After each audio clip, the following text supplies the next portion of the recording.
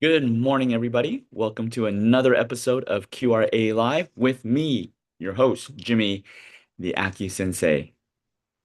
And I'm going to get the technology set up, making sure I can see your chat. Let's move this to the side.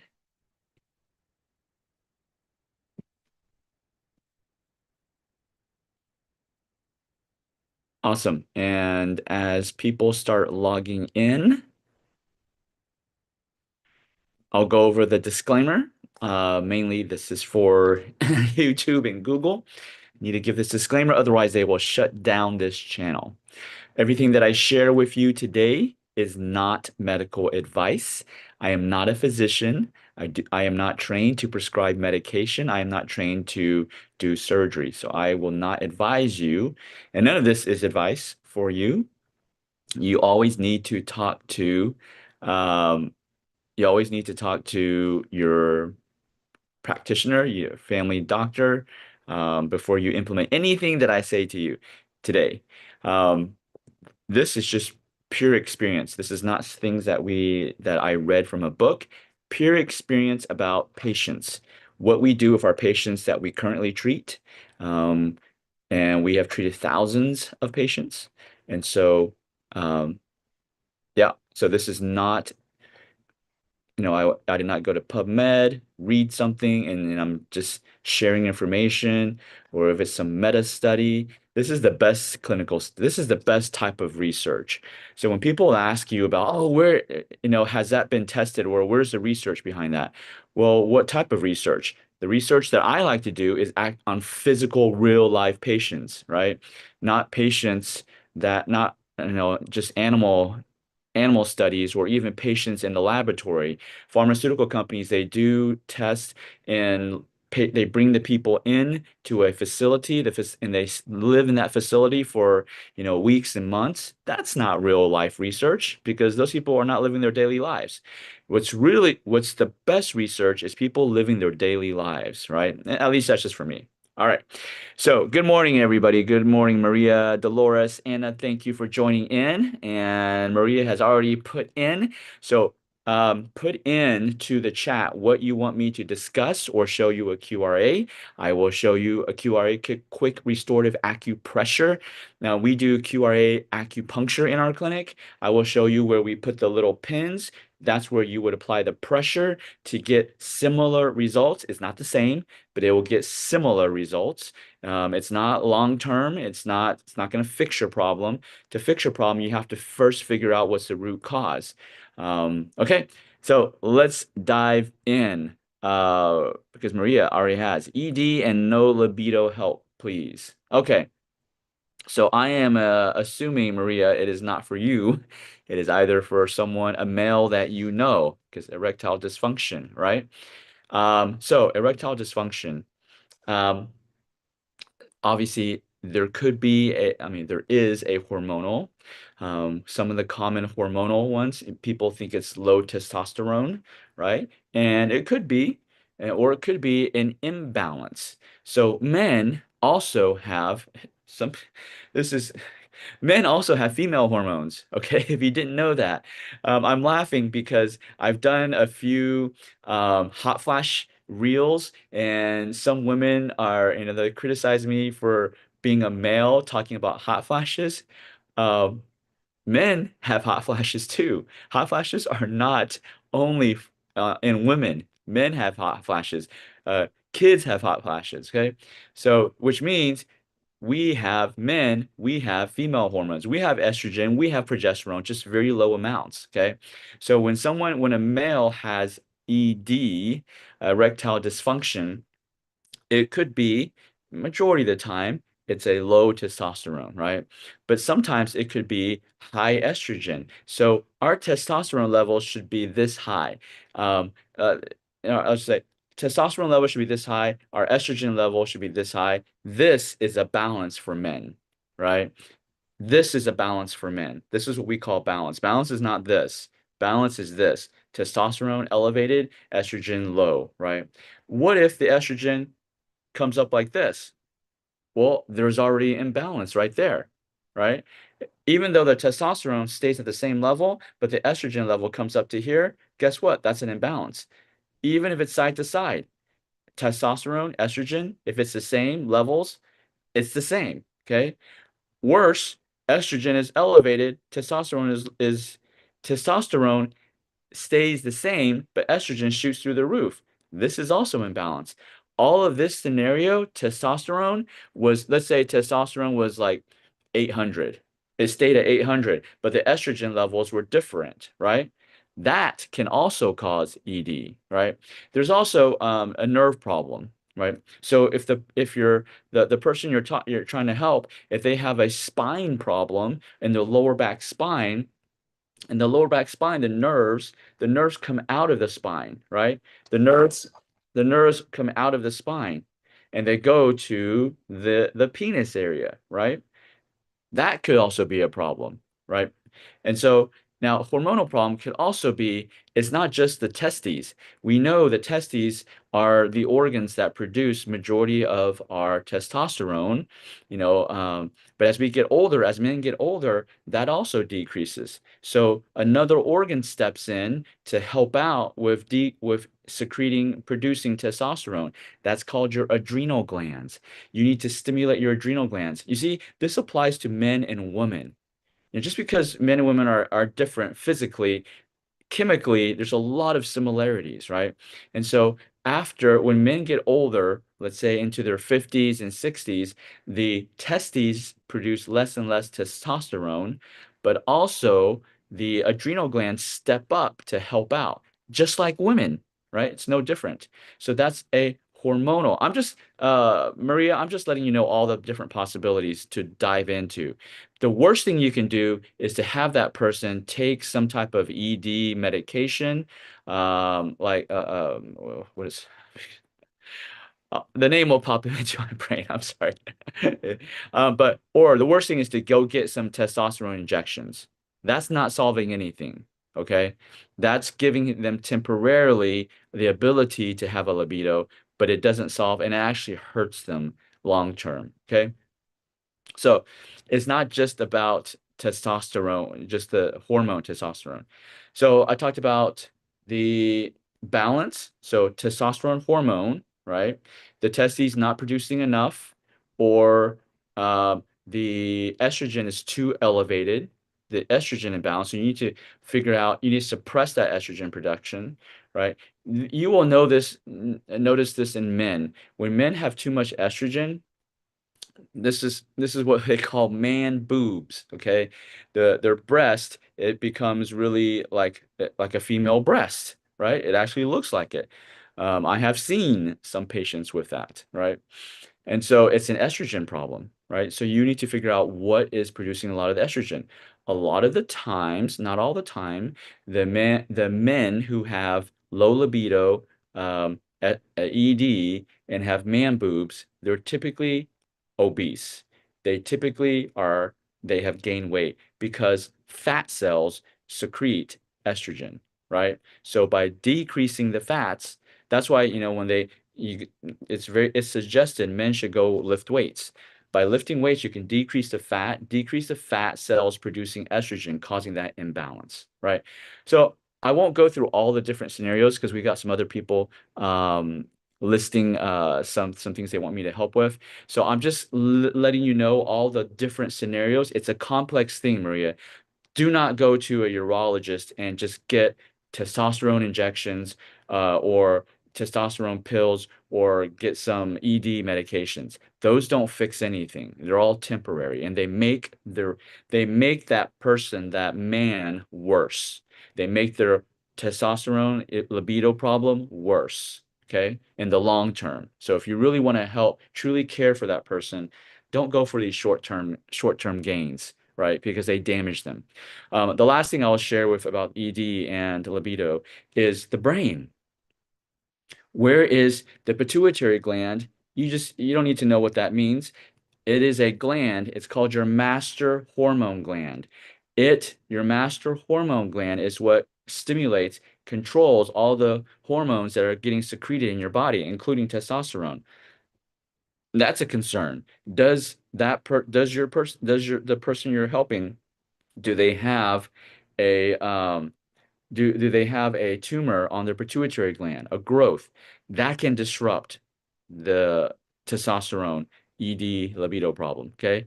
And then the last thing is the hypothalamus. The hypothalamus is the kind of the I like to say the puppet master, right? The brain is like the puppet master. And if you imagine, the puppet master has controls the puppet by all these strings. These strings I call are the nerves, right?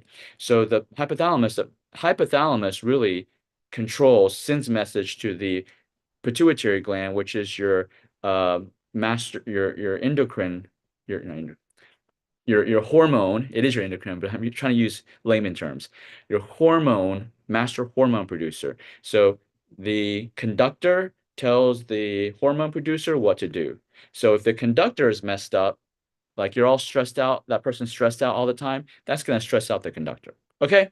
So there's so much, if this is of interest, type into the comments if you want me to do a video on this. Okay. I just did a video for those of you all tuning in. I did a video about 4 insomnia types and 4 herbal solutions. Go check it out on my channel. All right. Next one, Dolores, cramping leg muscles at night if stretched. Okay, cramping leg muscles.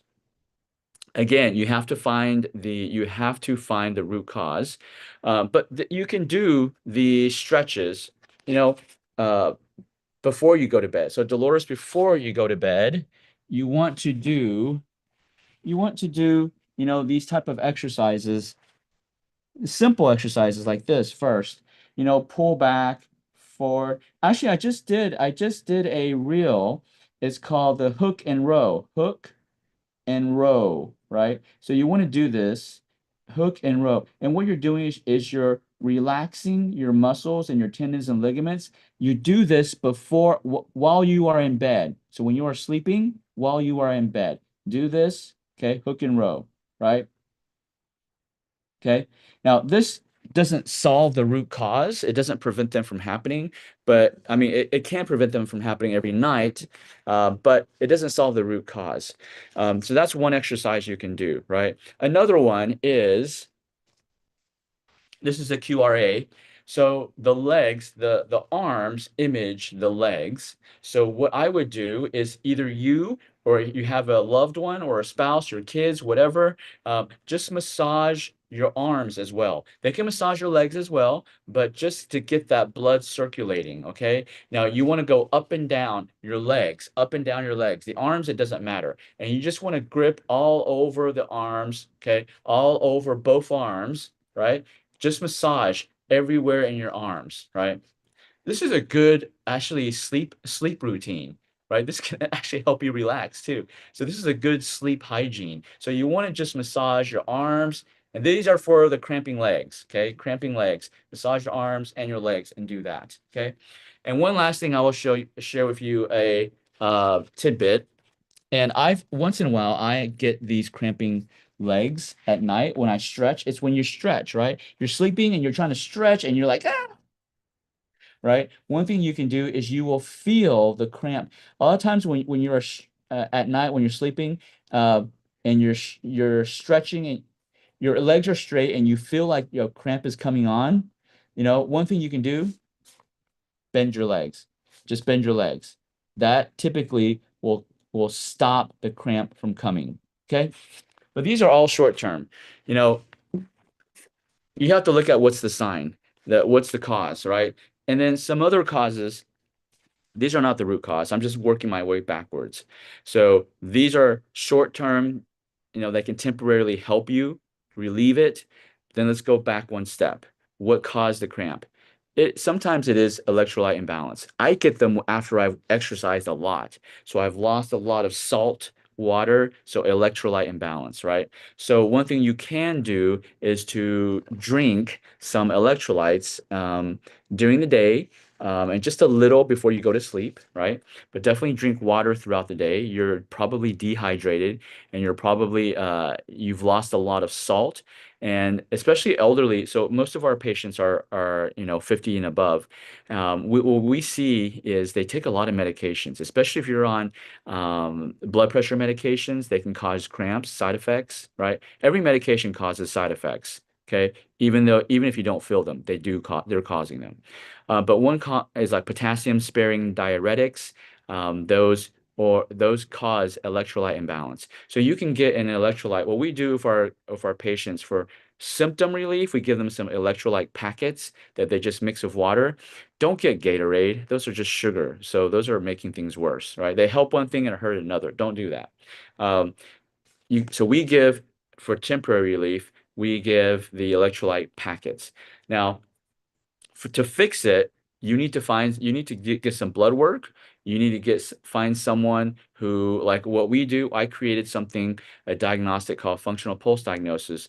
And by feeling your pulse, my team can identify which organs are dysfunctioning. And then to fix the cramping, we fix the organ that's dysfunctioning.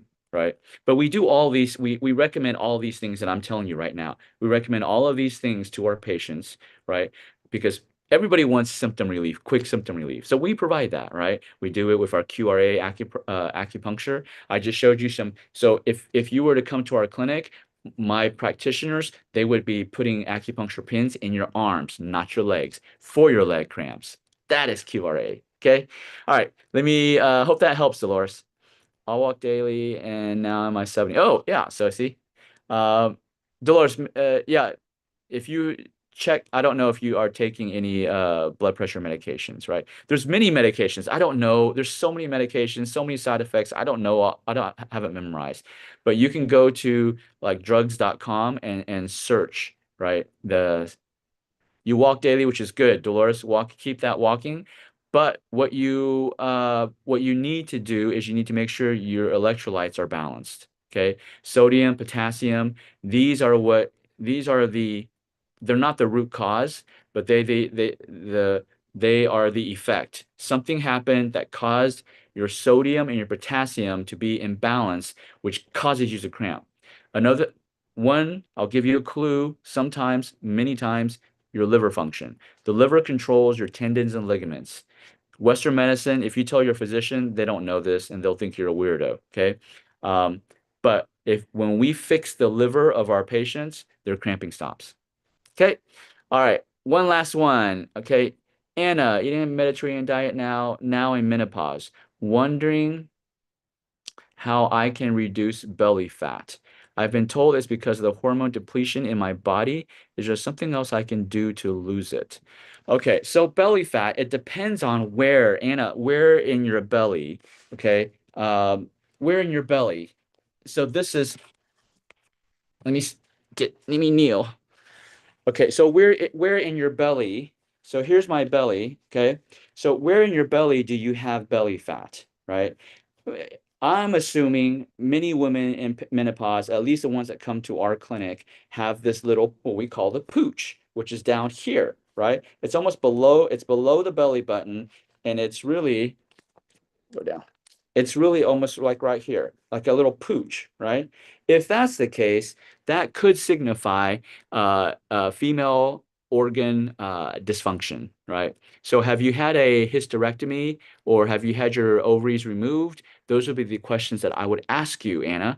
But looking at belly fat, where your fat accumulates, right? So in the pooch down here, mid to lower. So mid to lower. So you could have two things going on, right? You could have a hormonal issue that's causing, and you also get these saddlebags, so we call saddlebags on the hips. There's the pooch right here. This is a hormonal issue, okay? Ah, yeah, yeah. So that is the midsection, right? Midsection is a gut issue because what's all in here? Your intestines, right? Your small intestines, your large intestine goes like this, right? So it's all small intestines right here. So you possibly could have, again, I'm not examining you. I can't examine you virtually. But I'm assuming you probably have a hormonal issue and a digestive issue that is causing the inability, the belly fat. So how do you reduce it? Eating a Mediterranean diet is great. You should continue to do that. So that will help you sustain. Most likely, if you have been eating a Mediterranean diet for a long period of time, so like for a year, then you probably have not gained more fat. You just can't lose it. Correct me if I'm wrong. Okay, Anna. Um, so to get rid of that belly fat, you need to look at your hormones, your sex hormones, and your digestive system. The Mediterranean diet will help the digestive system, but there's other things that you can do, right? You need to figure because the digestive system is not just your intestines, it's your stomach, it's your spleen. Actually, every organ is involved. Your liver, your pancreas, your spleen. There's your kidneys can affect your digestion. So you need to figure out what specific organ is malfunctioning. Okay. So what I like to say is this, what I tell our patients that come into our clinic, how we help people lose weight is very different, very different. And you probably have never heard this before. That's why we get really good results. Um, we are not looking at the fat. Okay, we are understanding why does your body refuse to release that fat? We understand. So thousands of years ago, this is what they found, that our bodies were built perfectly, and they were built perfectly to have a defense system. Whenever an organ is not functioning correctly, your body is going to try to protect it. And how does it protect it? Well, it's like us.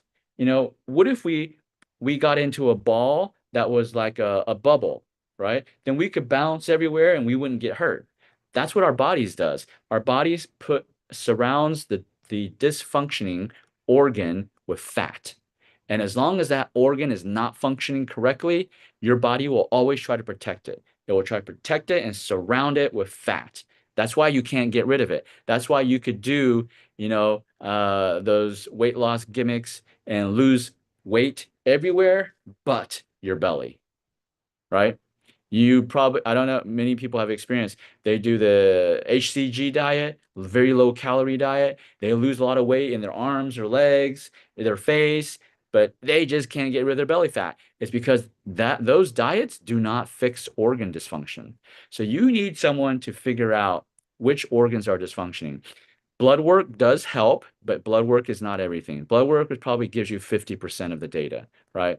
Um, you need someone to really navigate this with you, okay? But once you figure out which is the main organ that is dysfunctioning, then the treatment, right?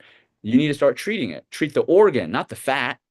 Everybody is focused on the fat, right? That's why they give you the HCG injections. That's why they do the keto diet, right? Oh, they're focused on the fat instead of focusing on why the body is putting fat in your pooch, in your belly, in your lower belly. Why is it doing that, right? That is the root cause, not, oh, the fat. So if you eat a keto diet, right, your body starts burning fat instead, instead using fat as energy. The brain, which is true, that's why people do lose weight on keto diet. But keto diet is like the ketones. Your body loves sugar, glucose. That is the number one source of energy. Ketones are a substitute. They are like a plan B. So if you imagine your car, there's different types of gasoline. So let's say there's pure gasoline that has less contaminants in it, and then there's watered down gasoline. Which do you think your car runs better on? The pure gasoline, right? Could it run on watered down gasoline? Absolutely. But will it break down sooner or later? Absolutely. That is the difference. That is the same thing when you force your body to run on ketones versus glucose. You need carbs. I'm not talking about simple carbs and sugar. I'm talking about vegetables. I'm talking about fruits. You need those. Those are complex carbs. You need carbs, okay? The ketones, you may see short-term benefit maybe for the first year, right? But then you're going to start seeing decline in other organs. Yes, you may look healthy like an athlete, but internally, Those people, they're diseased, right? You don't hear about them 10 years later because they're suffering of autoimmune conditions and all this other stuff, right? So, but coming back, Mediterranean diet is what I consider the perfect diet to start with. So you need to modify it based on your organ dysfunction. But yeah, hormones, you got similar to what I was talking about, the libido. You need to look at, have you had a hysterectomy? Have you had a oophorectomy? Remove your ovaries, remove your uterus. If you have, it's going to be tougher, but you still can lose the belly fat. You got to focus on your adrenal glands, right?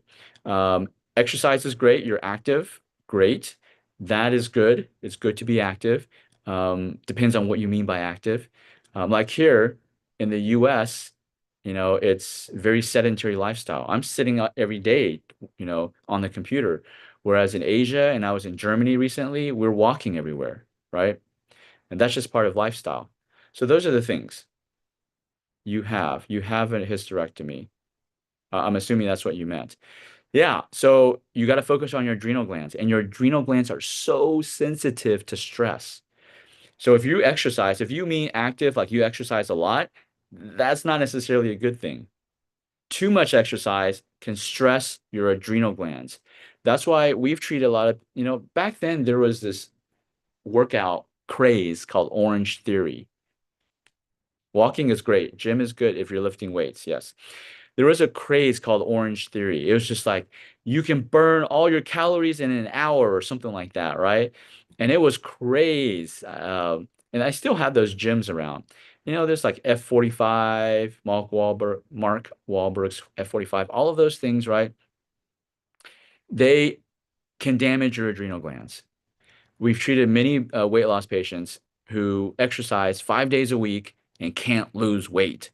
And it's because and they had a hysterectomy. They removed their uterus, they removed their ovaries, and the only thing producing their sex hormones, including testosterone, which helps you burn fat, is the adrenal glands. And they're stressing their body by working out too much, doing too much intense. Those HIIT trainings, 30 minutes, 20, 30 minutes is not an hour. High intensity interval training should be only, especially as we get older. I'm not talking about younger. If you're 50 and above, you should only do those for about 30 minutes, maybe 45 minutes max. That's why they're called high intensity interval training. You do more than that, you start damaging your adrenal glands. Are you building muscle and supposedly building burning fat? Possibly, yes. But at the same time, you're hurting the root cause. So see, there has to be a balance, right?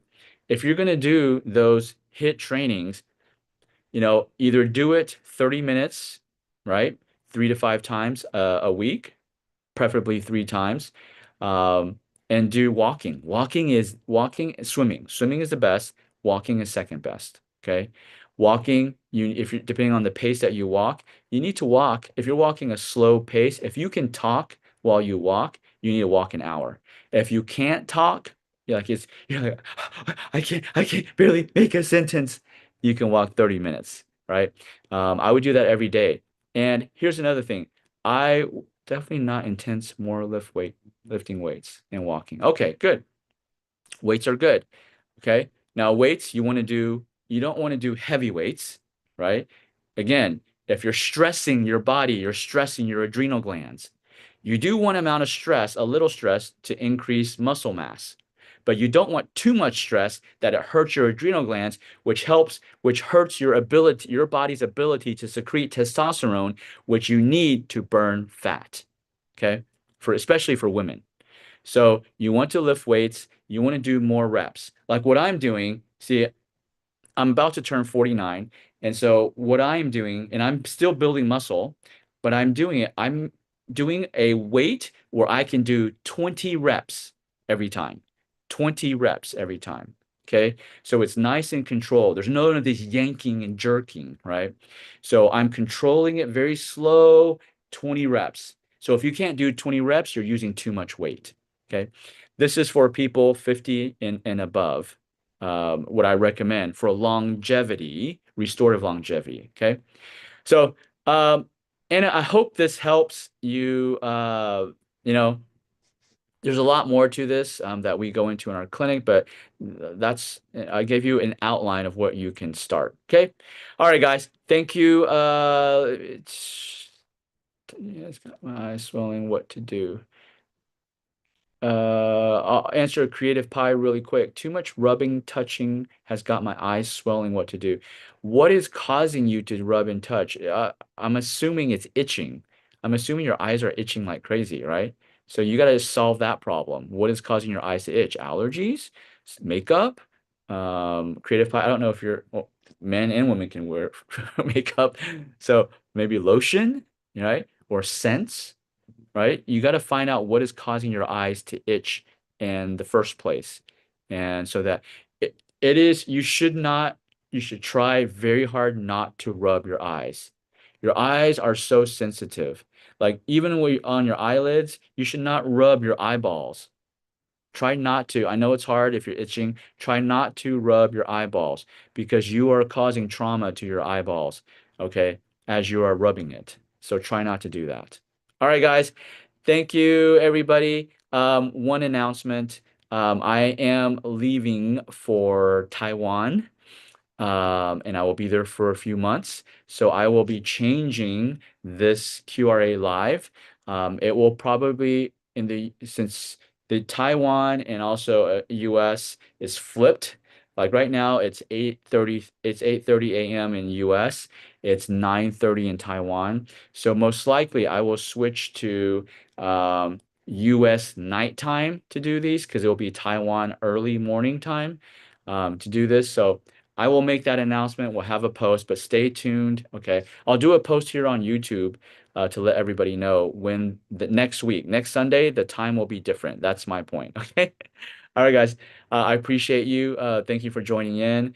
And I love the comments. Let me know what you think. Let me know what you want, what type of video. Like I said, I just did a new video on 4 types of insomnia. If you want me to do something, a video on a specific topic, let me know. All right. I'm here to serve. All right. Have a great